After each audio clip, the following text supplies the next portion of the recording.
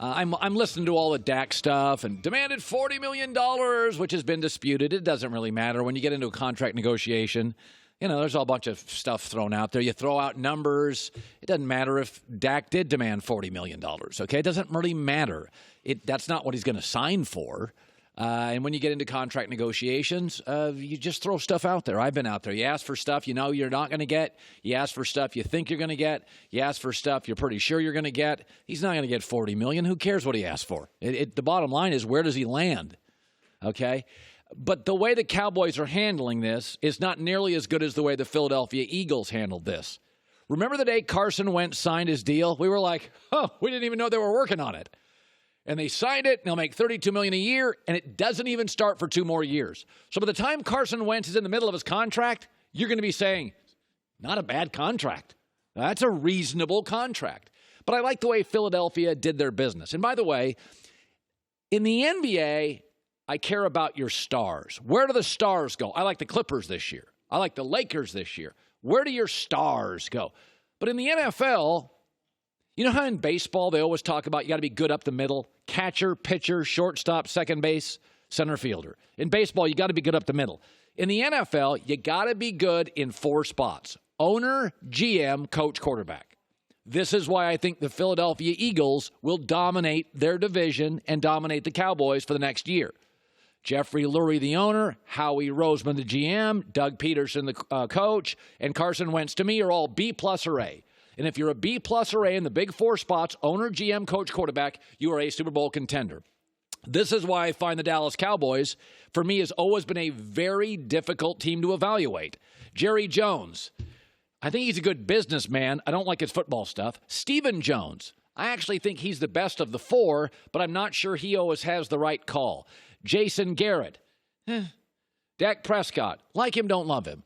They're very difficult for me to evaluate. In baseball, you want to be good up the middle. Got to have the all-star catcher, all-star shortstop, good second baseman, the athletic center fielder, and somebody that can throw the pill on the mound.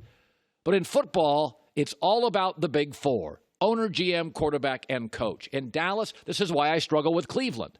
Owner in Cleveland, hard pass. Coach Freddie Kitchens, no idea.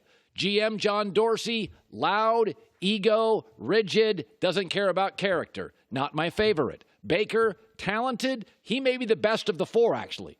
You may be surprised for me to hear that. Baker may be the best of the 4. He may be the best over the next 10 years of the 4, Baker. And I have my certain reservations about him, though I think he's talented. If you look at me and you listen to my show, I always like the teams, not always with great quarterbacks. That's not true. I don't like New Orleans this year. They got a great quarterback. I don't always love teams with great quarterbacks. I like teams that I like the GM. Bruce Veach in Kansas City. Chris Ballard in Indianapolis. Belichick largely running New England. Howie Roseman in Philadelphia. Tom Telesco with the Chargers. By the way, the Rams, I live in Los Angeles. I've pushed back on the Rams a little. I think they overpaid massively for Brandon Cooks. I don't like that contract. And they paid Todd Gurley a year early. They didn't have to. I didn't love that contract, and I didn't say it after he got hurt. I said it before he got hurt. Why'd you pay him a year early?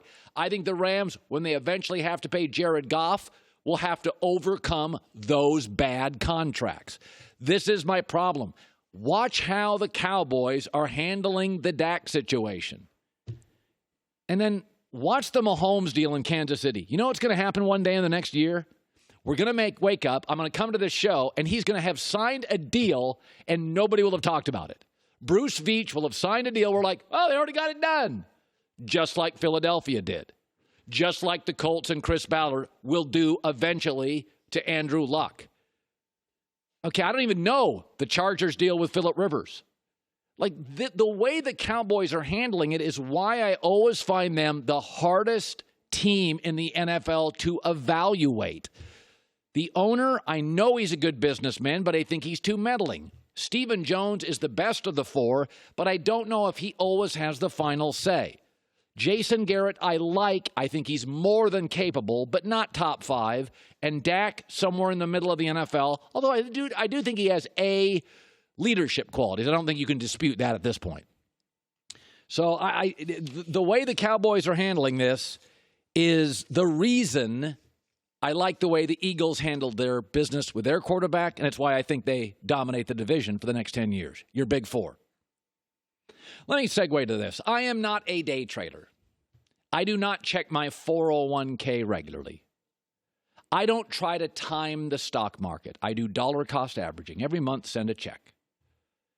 I am a long-term planner. Okay, that's how I think. That's how I was raised. That's what my dad was.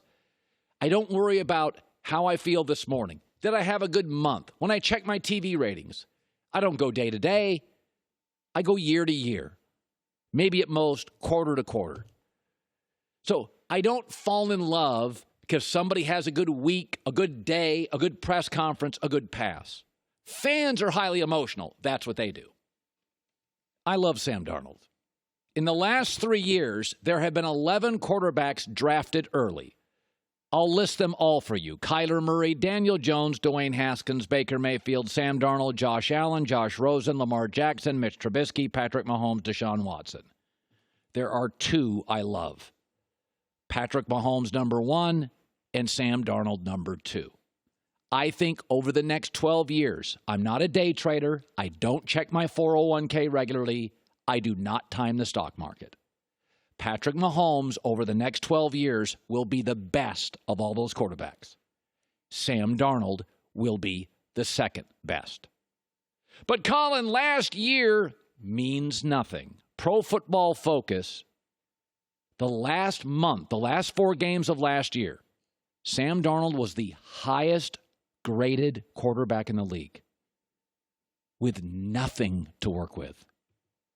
He is also the youngest Week 1 starter since the NFL and AFL merged. He's a baby. 2 years younger than Baker. Lot fewer college starts. That's why I don't care what happens in Week 2 when the Browns face the Jets. I don't care what happens in Week 6.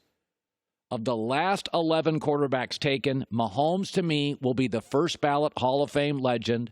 Sam Darnold will be the second best. I do think Deshaun Watson and Baker have assets I really like.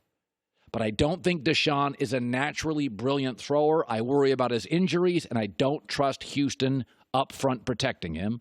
And Baker's in a chaotic organization. We have no idea about Freddie Kitchens. The Browns usually mess stuff up. And Baker does have some character stuff and ego that does concern me over the course of 12 years. I know. Last year. What about? It means nothing. Be patient. Aaron Rodgers sat for 3 years. Patrick Mahomes didn't play for a season. Jared Goff was awful for a year. You watched it on Hard Knocks. All you day traders in Cleveland. All you check my 401k regularly people. All you, I time the stock market. That's not who I am. When I look at all these 11 quarterbacks, I'm looking who over the course of 12 years is my best buy. Because I'm not selling these stocks. I'm buying and holding. Mahomes 1, Darnold 2. Hi, everybody. Thanks for watching. Subscribe here to get the latest from the show. Also, be sure to check out more of the best clips from The Herd or go watch a few segments from other shows on FS1.